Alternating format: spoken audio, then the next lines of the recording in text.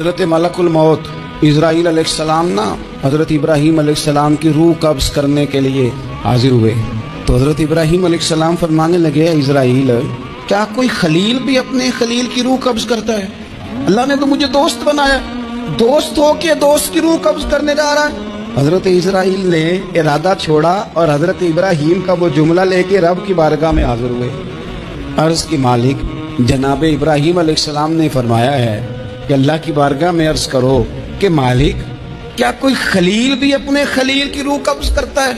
تو رب کریم نے فرمایا اب میرا بھی پیغام جا کے جناب ابراہیم کو دے دو، ان سے جا کے کہو رب فرماتا ہے کیا کوئی خلیل بھی اپنے خلیل کی ملاقات کو ناپسند کرتا ہے؟